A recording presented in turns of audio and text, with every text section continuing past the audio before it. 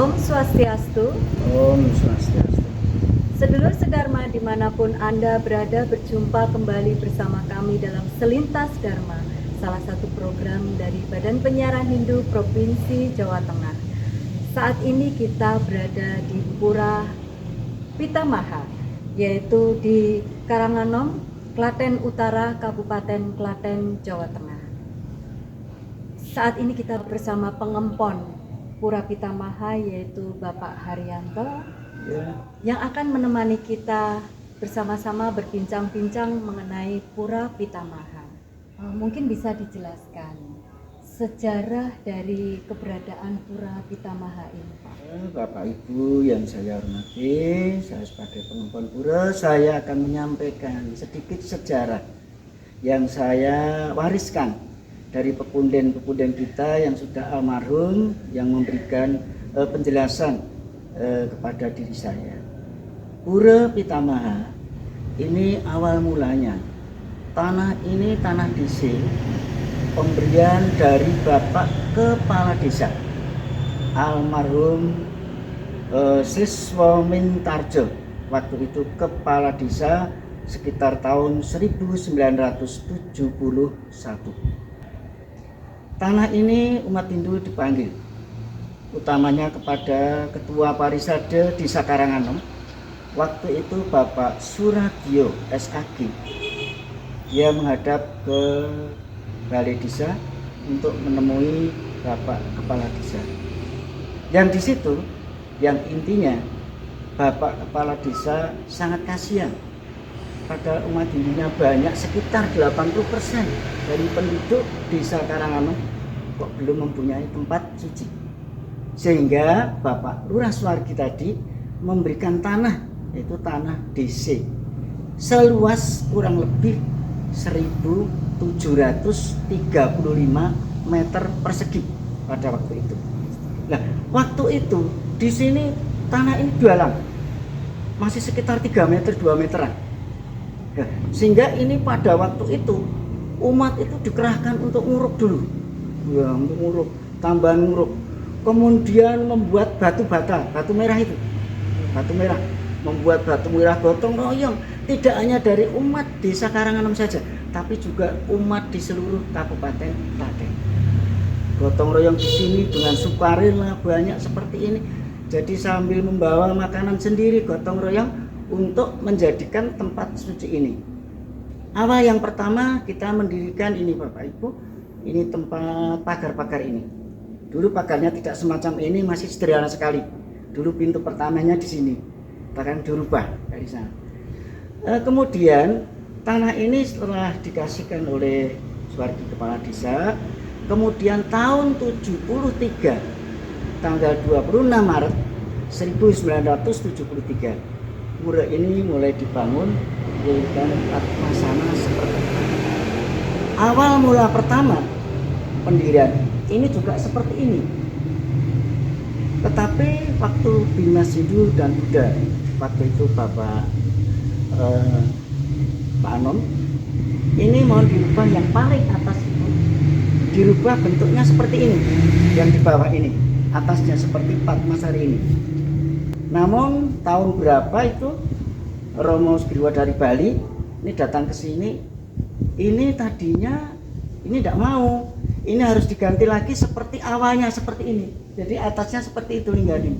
Ya harus dikembalikan seperti semula.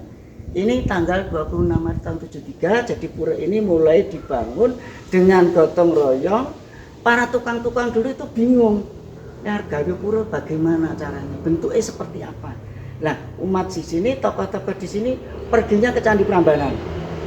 Setelah ke Candi Prambanan, kemudian ke Pura Wirabuana Magelang. Ya, melihat sana sini, makanya bentuknya seperti Candi Prambanan, juga seperti Wirabuana. Ini contoh-contoh orang dulu seperti itu, kemudian dibikin sendiri, ditukangi sendiri nih. Tukangnya umat Hindu semua, diladeni oleh umat Hindu. Jadi tidak pakai tukang dari Bali, tidak bisa. Luas tanah ini bentuknya L, karena gedung Pitamaha ini masih milik pura. Tanah sampai sana itu, jadi bentuknya seperti ini, L. Jadi gedung ini sebenarnya gedung Pitamaha, sama seperti ini Pura Pitamaha. Jadi ini masih tanah untuk umat kita. Kemudian untuk pensertifikatan, ini masih sertifikat hak pakai. Kemarin diperbarui tahun 2019, kemudian ditambah 20, berarti kan tahun 39. Ini baru memperbarui lagi besok ini. Kalau saya masih ada, karena saya berumur udah 62 tahun, kemudian nanti akan diperbarui. Tapi kemarin dari Bapak Presiden itu bisa nanti dirubah menjadi sertifikat hak milik umat. Sehingga kemarin itu sertifikat dikumpulkan dari PAD Kabupaten berhubungan dengan notaris, nanti rencana akan dijadikan sertifikat tidak hak pakai tapi hak milik umat. Itu tahun 1973 pendirian pura itu. Jadi tadinya ini memang ya dalam sekali Mbak itu, gotong royong lama sedikit demi sedikit. Bantuan yang pertama ini secara ini adalah Bapak Dr. Andes Ida Bagus Anom Suryawan memberikan bantuan ini. Waktu itu gubernurnya Bapak Ismail, Gubernur Ismail ya, tahun 82 atau berapa itu dikasih ini, pembangunannya masih utuh, wujudnya seperti ini sampai sekarang ini juga seperti ini, tidak wah ini. Kemudian yang bangunan yang ini dulunya di sini, ini pendopo itu dulunya di sini, cagak-cagaknya itu diangkat itu rumah diletakkan di situ, di sini biar nanti kosong untuk bersembahyang gitu. Nah itu berarti balainya di situ. Kemudian yang dibuat itu puranya bentuknya seperti itu. Tadi saya katakan mencontoh seperti Candi Prambanan dan Pura Wirabuana. Waktu itu memang sesepuh-sepuh kita, walaupun sekarang sudah meninggal, banyak yang meninggal, tinggal satu, Bapak Wagimin. Ini Pak Narto Wiyatno ini sudah sekitar 80-an tapi masih bisa, tapi jarang-jarang di pura Pak, masih di rumah semuanya. Jadi ini masih kegiatan masih berjalan. Jadi pura tetap didirikan tahun 26 Maret tahun 1973. Untuk sumber dana Pak, untuk pemeliharaan dan pembangunannya itu dari mana? Untuk sumber dana Bapak Ibu, ini memang ya Bapak Ibu kalau dihitung itu memang umat di sini yang pegawai itu cuma berapa? Banyak semuanya yang buruh. Ini Bapak Ibu punya umat yang buruh. Jadi sumber dana ini dapat digali melalui sumber dana yaitu melalui hubungan sembayangan. Jadi tidak ada hubungan di sini, tidak hanya di pura saja, tapi di rumah-rumah umat itu diadakan persembahyangan berkelompok. Oh di sana, kelompok sana, kemudian memberikan dana seikhlasnya. Di samping itu, bagi umat yang agak lumayan, pegawai negeri dan lain sebagainya dan pensiunan, ini memberikan iuran secara rutin setiap bulan. Jadi tidak ditentukan, ada yang 50, ada yang 100 dan sebagainya. Nanti dikumpulkan di bendahara. Jadi itu sumber dananya seperti itu. Jadi kemudian untuk penjaga di sini memang ya ada di sini, untuk kebersihannya ada, tapi nanti dikasih pada umat itu yang bergiliran yang mampu tuh Mbak. Jadi rutin, oh kalau ketemu pas purnama tiap bulan dikasih 100 dan lain sebagainya. Jadi tidak mesti Mbak, wong yang bersih-bersih sini ya cuma nanti bersih-bersih terus pulang karena rumahnya di situ. Jadi itu sumber dananya seperti itu Mbak. Jadi nanti pembangunannya ya asalnya juga dari itu Mbak, nanti mengumpulkan sedikit-sedikit begitu Mbak. Nanti dikumpulkan untuk renovasi pura yang sifatnya ringan Mbak. Ringan-ringan, jadi karena umatnya juga sedikit seperti itu Mbak. Sumber dananya seperti itu. Jadi untuk masalah bantuan dan lain sebagainya ini baru dapat ini yang dari Provinsi Jawa Tengah, sama yang terbaru itu yang dari pusat itu ya, dari Departemen Agama. Kemarin ini sudah dilaksanakan. Jadi kemudian untuk pembangunan berikutnya nanti karena menurut informasi rapat-rapat yang kemarin ini memang pura di sini mau dijadikan pura tingkat kabupaten. Jadi kemungkinan juga untuk PHD kabupaten juga nanti akan ikut campur untuk membangun pura di sini. Jadi tidak hanya umat itu saja. Gitu ya Mbak. Kemudian kalau umatnya Pak, jumlah umat yang nyinggung atau nempon di Pura Pitamaha itu berapa nih Pak? Umatnya di sini, karena di sini untuk wilayah Klaten utaranya ada 3 pura. Pura di Desa Jebukan itu namanya Pura Sanggabuana. pura di desa Jonggrangan, Klaten Utara, namanya Pura Pulung Sari. Kemudian pura yang pusat di sini namanya Pura Pitamaha. Yang terbanyak adalah umat di Pura Pitamaha. Lainnya hanya sekitar ada 5, ada 6 kakak ya Bapak Ibu.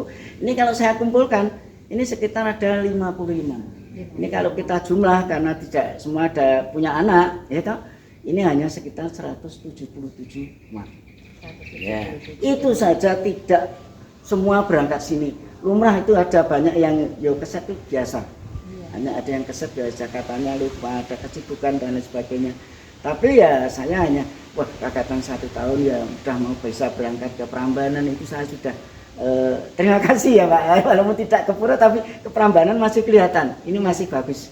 Itu Kemudian umatnya yang bersembahyang di sini itu dari daerah mana saja Pak? Itu tadi daerah dari Jebukan dan Jonggrangan. Ya, itu nanti jadi itu wilayah lingkungan Klaten Utara Mbak. Nanti ke sini. Jadi itu wilayah lingkungan Utara. Terus untuk hari tertentu, hari raya apa saja biasanya umat bersembahyang bersama? Ya, untuk hari-hari tertentu yang kita laksanakan setiap hari besar umat Hindu diadakan persembahyangan. Ya, utamanya untuk galungan. Untuk galungan ini kan galungan kaitannya dengan Kuningan. Untuk galungan yang terbesar di sini. Untuk Kuningan nanti saya taruh ke pura yang itu, atau pura ke Jonggrangan atau ke pura ke Jebukan. Jadi dia di sana nanti ada juga apa ya istilahnya persembahyangan. Biar ada nanti penarik dari umat-umat sekitar. Jadi tidak hanya di sini terus. Jadi yang kecil, yang galungan terbesar di sini, yang Kuningan di pura Sanggabuana atau di pura Pulung Sari. Jadi bergantian. Itu bergantian itu. Tapi setiap galungan selalu dipusatkan di sini. Untuk Dharma Santi di sini, untuk Ngembak Geni juga di sini. Ngembak Geninya jadi satu di sini semua. Kemudian kendalanya apa Pak? Kendala dan harapannya untuk pura Pitamaha niki. Untuk kendalanya sebenarnya kalau untuk persembahyangan namanya saja meminta kepada Sang Hyang Widi ya. Itu kalau dipaksa-paksa juga nggak enak gitu ya. Nah, itu yang penting kita selalu pengempon pura ya Pak. Setiap hari besar saya beritahu, saya kabari, besok hari galungan, besok hari begitu. Tapi kalau terpaksanya dia tidak ada atau tidak datang, itu bukan salah yang mengundang, karena kebaktian atau menghadap pada Sang Hyang Widi itu nanti akan mendapatkan ganjaran sendiri-sendiri ya. Itu jadi untuk kendalanya memang untuk pembangunan ini, kalau untuk di sini loh kendalanya itu memang juga masalah dana Mbak. Masalah dana terus terang saja. Jadi kalau tidak nanti disui oleh kabupaten ini ya sedikit demi sedikit Mbak. Jadi perkembangannya cuma sedikit-sedikit pembangunan, tidak akan berubah seperti secepatnya seperti pura yang lain. Itu harapannya agar umat itu nanti bisa semuanya bisa hadir sembahyang gitu kan, tidak ikut senang ya Bapak Ibu. Harapan saya. Matur nuwun Pak Arianto atas penjelasannya tentang Pura Pitamaha ini. Semoga semakin aktif, semakin banyak umat Hindu yang berada di Klaten Utara ini untuk bersembahyang di Pura Pitamaha ini. Semoga untuk ke depan Pura Pitamaha juga bisa ditingkatkan untuk pembangunannya, untuk keaktifan beribadahnya semakin tinggi. Sedulur sedharma dimanapun Anda berada, demikian perbincangan kita dengan pengempon Pura Pitamaha Klaten Utara, Kabupaten Klaten, Jawa Tengah. Semoga dapat memberikan pencerahan bagi kita semua. Terima kasih. Kita tutup dengan Parama Santi. Om Santi Santi Santi. Om